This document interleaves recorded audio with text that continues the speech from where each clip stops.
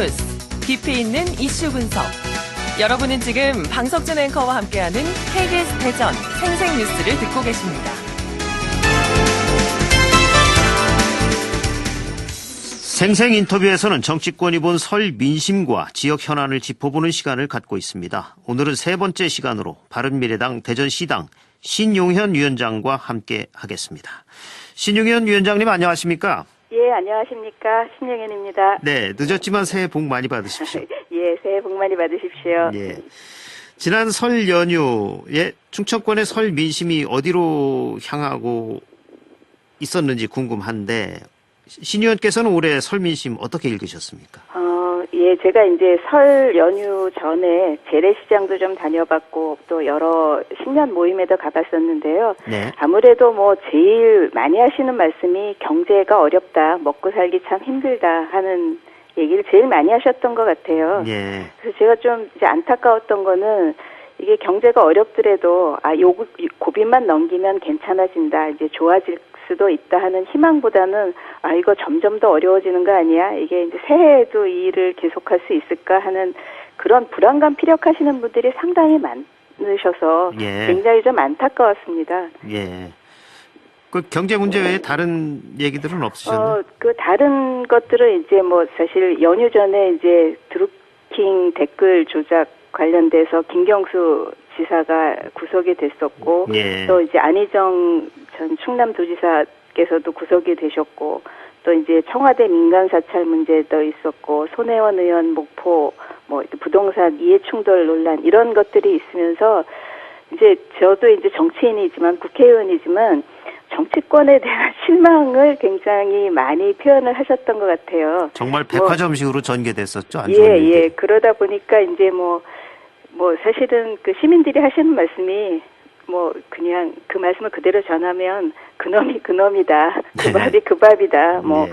사실은 이제 촛불 그 혁명으로 지금 이제 정부가 섰는데 뭐 그전이나 뭐 이전이나 뭐 지금이나 별 차이가 없다. 뭐 그 더불어민주당 같은 경우에는 예전에는 이제 굉장히 이렇게 그 개혁적인 얘기도 많이 하고 부조리에 대한 이런 성토도 많이 하더니 요번엔 왜 이렇게 조용하냐, 뭐 내로남불 아니냐, 뭐 이런 얘기도 하셨고요. 뭐 그렇지만 무엇보다도 그냥 어떤 문제보다도 좀 경제를 우선했으면 좋겠다 하는 얘기를 제일 많이 하셨던 것 같아요. 예.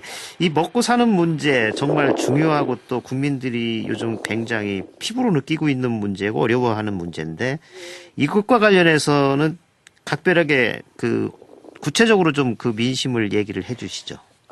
예. 그러니까 정말 뭐 민생 경제가 어렵다고 하는데 실제로 체감하는 경제는 최악인 것 같습니다. 그러니까 네. 뭐 비근한 예로 저만 하더라도 이제 친척들이나 이제 친구들이나 만나면 사실 명절 때 오래간만에 만나면 제일 먼저 이제 가족들 안부를 묻잖아요. 네. 그러면 뭐 우리 애가 대학 이번에 이렇게 아들 지금 어떻게 됐어? 뭐 하고 있어? 이렇게 이제 물어보면 이번에 뭐 대학 졸업해 이렇게 얘기하면 보통은 이제 어우 축하한다. 뭐 이제 할 일 다 했네. 이제 뭐 한대 이렇게 물어봤어야 되는데 네. 졸업한다고 해도 그 다음 얘기를 못 하겠는 거예요. 이 친구가 뭐 그 취업을 한 것이 너무 어렵다는 걸 아니까 네. 예 그런 인사도 서로 못 하고 이게 서로 이제 말조심을 하게 되는 것 같더라고요. 그래서 일자리 문제가 이제 굉장히 좀 심각하고 또 나이가 이제 몇 살이 되면은 결혼 정년기가 되면 결혼 안 한대 뭐 사귀는 애 있어 이렇게 물어봐야 되는데 이건 이제 그런 얘기도 잘 못 하고 그래서 이제 그런 것들이 야 요즘엔 그런 거 물어보기 진짜 겁난다 뭐 이런 얘기 저희들끼리 했었거든요. 근데 이게 사실은 통계로도 나와 있는 얘기입니다. 그러니까 실업자 수가 뭐 2018년에 2000년 이후 최악으로 나와 있고요. 네. 그다음에 이제 일자리가 뭐 2018년에 원래 이제 일자리 창출 목표가 32만 개였는데 실제로는 9만 7천 명 증가했거든요. 이것도 뭐 급하게 만들어낸 공공기관의 단기 일자리 5만 9천 명을 합쳐서 9만 7천 명이 됐으니까 거의 뭐 일자리가 안 늘어났다고 보는 게 맞는 것이고요. 또 이제 제가 이제 재래시장을 다녀보니까 상인 여러분들께서 그런 말씀 계속하세요. 이거 계속할 수 있을지 모르겠다. 근데 네. 정말로 폐업률도 굉장히 많이 늘었더라고요. 그래서 이게 그러면서 이제 그 말씀하시는 것이 우리는 이렇게 먹고 살기도 정말로 힘든데 정부에는 이제 딴소리 하니까 화가 많이 나 있으신 것 같더라고요. 예, 현실을 모르는 소리를 하는 것 예, 같다. 예, 현실을 모르는 소리 하는 거에 화가 많이 나 있고, 사실은 뭐 정부에 대해서도 화를 많이 내셨지만, 제가 이제 경로당을 한 군데 갔는데, 예. 들어가자마자 이제 제가 국회의원이라고 하니까 할머니가 이제 소리를 딱 치시는 게, 살기 힘들어 죽겠는데 그만 좀 싸우고 어떻게 좀 해봐. 이렇게 말씀하시더라고요. 그래서 예. 그 얘기 들으면서 좀 사실은 가슴이 철렁했습니다. 예. 그래, 이 할머니가 이제 정치권에 대한 그런 hir난을 하셨다는 걸 들으셨다는데, 이 정치 현안에 대해서 주로 어떤 얘기들을 많이 들으셨습니까? 정치 현안에 대해서는 뭐 아까도 말씀드렸지만 뭐 여러 가지 문제가 너무 그냥 계속해서 나오니까 예. 정치권에 대해서는 뭐 더 이상 기대를 잘 안 하시는 것 같다는 느낌을 사실 좀 받았고요. 예. 사실은 이게 이제 중요한 현안으로 북미 정상회담 이야기가 있었잖아요. 예.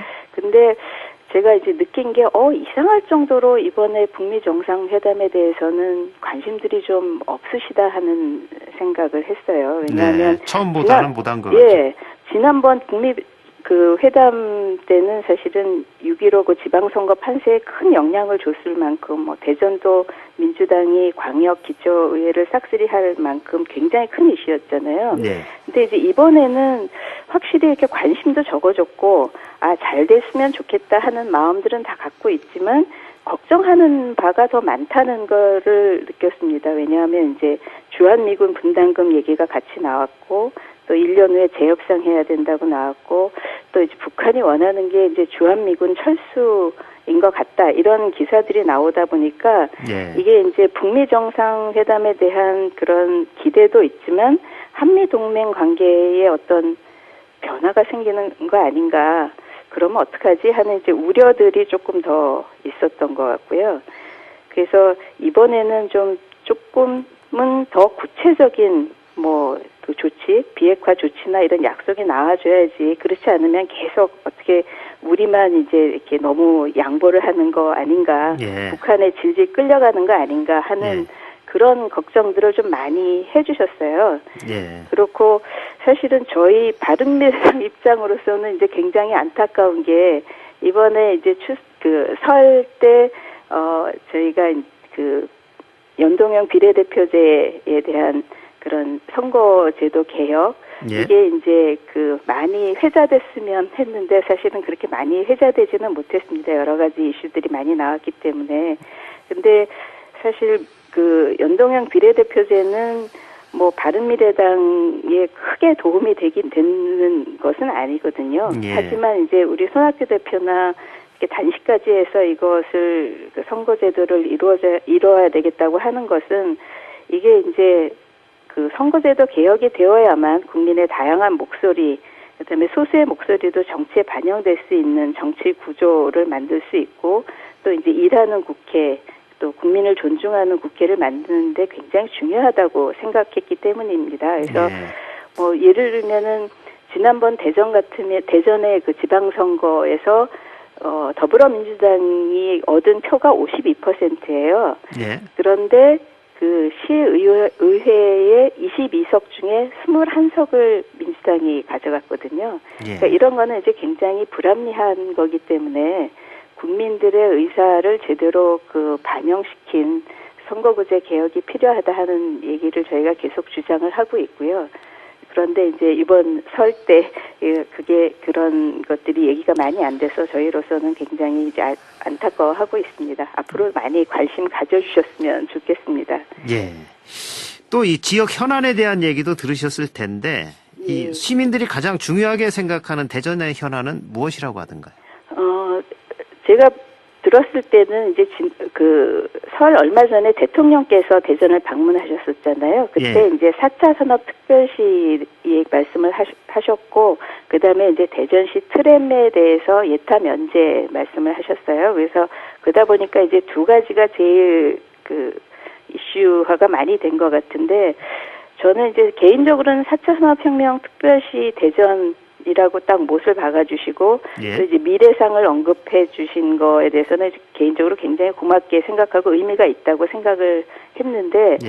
시민들께서는 다른 도시 방문했을 때에 비해서 조금 구체적인 지원 내용이나 실천 계획이 부족했다고 생각하신 것 같고 또 한 가지는 이게 미래의 비전은 이제 근사하게 보여주셨는데 지금 현재 어려운 거, 현재의 대전에 뭐 이렇게 여러 가지 이슈에 대해서는 너무 얘기를 안 하신 거 아니냐 하는 얘기가 있었고요. 예. 그다음에 이제 트램에 대해서들 얘기들을 굉장히 많이 하시더라고요. 그래서 이제 트램이 사실은 뭐 10년 이상 질질 끌어갔던 이슈였기 때문에 예타 면제를 해줘서 빨리 진행되는 거는 좋은데 이게 이제 트램을 하면서 이렇게 교통 상황이 더 나빠지는 거에 대한 교통 불편에 대한 걱정, 예. 또 이제 이게 노선이 결정이 됐기 때문에 이게 트램이 안 지나간 지역에 대해서 이제 더 소외받는 분들의 어떤 이제 그 불만을 어떻게 갈등 관리를 할 것인지 뭐 이런 것들.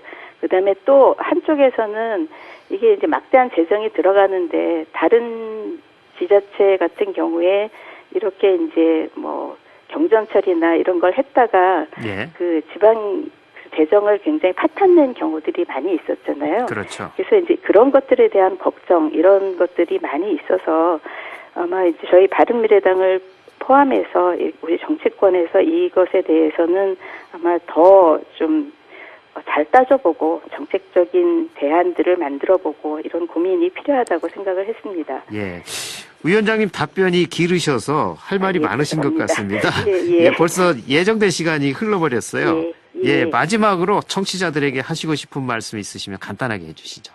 예, 저희 바른미래당이 이제 지역구 국회의원은 없지만 비례대표 국회의원인 저나 또 다른 지역위원장님들이 여러 분 계십니다. 대전 시민 여러분의 손과 발이 되도록 열심히 하겠습니다.